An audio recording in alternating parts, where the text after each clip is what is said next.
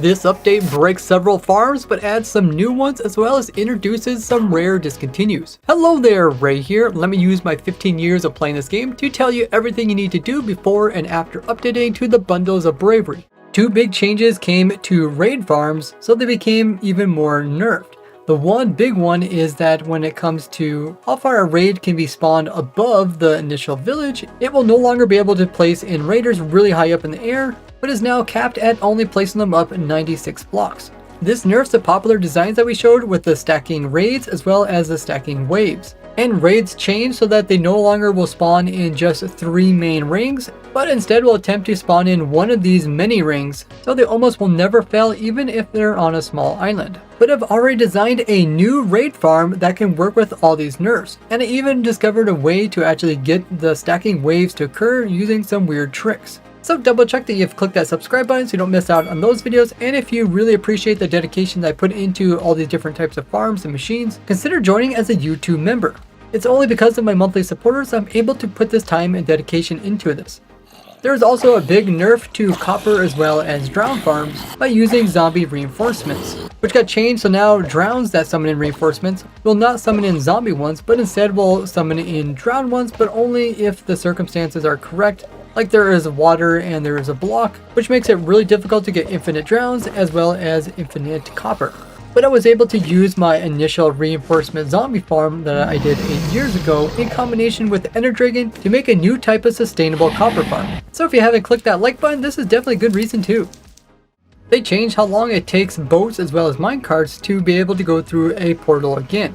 Normally when something comes to another portal, it takes 15 seconds of it sitting before it can actually get teleported again. But now for boats and minecarts, it only takes half a second, and this means we can have minecarts come in, bounce off, and go back through without having to break them down and replace them again. And this will make another portal chunk loader, which I originally showed over 8 years ago, and you can learn more about how chunks work and chunk loading in this video here. Projectiles cooldown going through portals has also been changed to just 1/10 of a second, so I can travel hundreds of blocks by throwing an ender pearl through this nether portal, and then going into the nether and out a different nether portal, instantly teleported me over 350 blocks. And what it looks like on the nether side is just I got one big portal over here, and I got a portal over here, and I'm on the overworld, throw ender pearl through this portal, and it goes flying across into that portal and teleports me over into the overworld. And for every 1 block it travels to the nether, it travels 8 blocks in the overworld, which makes a new easy way to do transportation. But this is only possible because of another change in this version here, which adds it so that ender pearls that are flying through the air will load chunks that they go into. That way your ender pearl never gets stuck in unloaded chunks, but will just load that chunk and will teleport you to it. This introduced tons of crazy new things, like not only new types of chunk loaders, but also wireless infinite programmable teleporters, where you can teleport the player infinite distance without any connection to the far out location. And I even made movable chunk loaders, which I used to make this crazy machine called the World Ender, which does never-ending world destruction without the player even loading it. You can learn about all the things you can do with this new type of ender pearl chunk loader and this crazy fly machine in these 2 videos. Bundles are now added into the main game and easily can be crafted up with just 1 leather and 1 string. And bundles can store a stack worth of any amount of items. You can put the items in just by picking them up and clicking on top of the bundle, or you can pick up the bundle and click onto the items. And because they can carry a stack worth, they can be unique items, like 64 items that normally stack to 64, or like a stack of ender pearls which only stacks to 16. But either way, this will fill up the bundle, making it full. There's also a handy display which you can access by hovering your mouse over top, then using your scroll wheel to select which item you want, and the item will be illustrated popping out the top of the bundle right here in your inventory. And then if you select the item that you want to take out and you just right click, that will pull that item out of the stack. Otherwise, if you come in and hold the bundle and then just right click, it'll always take the item out of the top left going down the row. It can display as many as 12 different unique items all at once. Otherwise, they'll just show the rest of the items as being a plus sign, which you can't reach unless you remove other items. You can also remove items from the bundle just by holding it in your hot slot and then right clicking to drop them out in order, or holding down right click to drop everything very quickly. Which makes bundles great for early game where you can collect tons of stuff while exploring, or mid-game where you can quickly access items without having to put down like a shulker box. You can also dye bundles with all 16 colors in the game. We also got a way to improve your computer's performance by a new AFK setting. If you go into our video settings and then look right here, there is one where you can reduce the frames when you're AFK. So if your player hasn't done anything in 1 minute, you can make it so the computer screen will only update what's going around you 30 times a second. And if you've done nothing after 10 minutes, it'll drop your frames per second all the way down to just 10. You can also change this so that it'll only do this if the entire Minecraft window is minimized. That way if you're AFKing some farm, you don't have to worry about it pulling down the CPU power of your computer while you're doing other things on it. There's also a new accessibility setting where you come down to the bottom of this, and you can turn on high contrast lines. This will make it so that when you're aiming at something, it's really obvious what you're actually aiming at, which is great in AFK farms where the player has to be aiming at a specific block, like here in my hanging tail moss farm. Redstone also got a new visual look, so it's a lot easier to see that the redstone is actually powered, as it now puts off this really bright red color. Now you can hide yourself from showing up on maps just by placing a carved pumpkin on your head. So despite you having the map in your inventory, other players cannot see you on the map.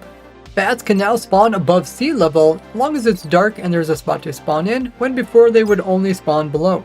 Bees are now overall smarter in finding flowers and returning back to their nest. The performance overall of the game has been improved, not only frames, but also in generating and loading new chunks. We also got parity between Java Edition and Bedrock Edition, with the Field Mason banner pattern coming to Java Edition, as well as the border indented one. And both of these can be crafted up and will get you these nice looking banners. We also got the parity so that Java can get baby dolphins, as well as baby glow squids and normal squids. We also got the size variations that can come with salmon, so there could be some really big ones, as well as some really small ones.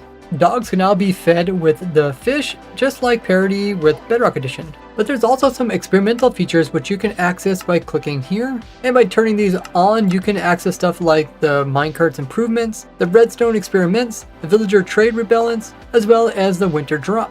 I've already done detailed videos covering each of these down in the description. Now when it comes to discontinued items, blocks, or mobs, there is two cool ones that you can go for. If a villager is sleeping in a bed at night and then it gets struck by lightning converting over into a witch, if we check the data for the bed, it says it's still being occupied by a villager. And because of this, the player can't actually sleep in it. And when you update to the new version, it will stay this way, making it a discontinued block that you can't get anymore. The second one being, you can get some mutant mobs. I did a whole video covering that, although most of the things shown in that video could only be done if you upgrade into that snapshot, but some of the properties do transfer over. But some things become more difficult, such as like string dupes, and before this would actually duplicate the string, but they've now fixed this type of string dupe, so if you want a whole bunch of it, collect it before updating. Otherwise, you can get your string from bartering with piglins, with my piglin gold farm, or by using my spider farm. Also take advantage of previous drown and copper farms as they get harder in the new version. And stock up by running your raid farm as they also change in this version. And Java Edition just got 1.21.3, and the only change between the .2 and the .3 is that they fix it so that salmon that get upgraded will now turn into the medium version rather than always turning into the small one. For the less important changes, browse through my snapshot review video playlist where I've already covered every change, big and small. Now learn about all the cool things you can do with the new Ender Pearl chunk loaders by checking out this video here. And share this video with your favorite Minecrafter. I'll see you guys in the next one. Bye bye!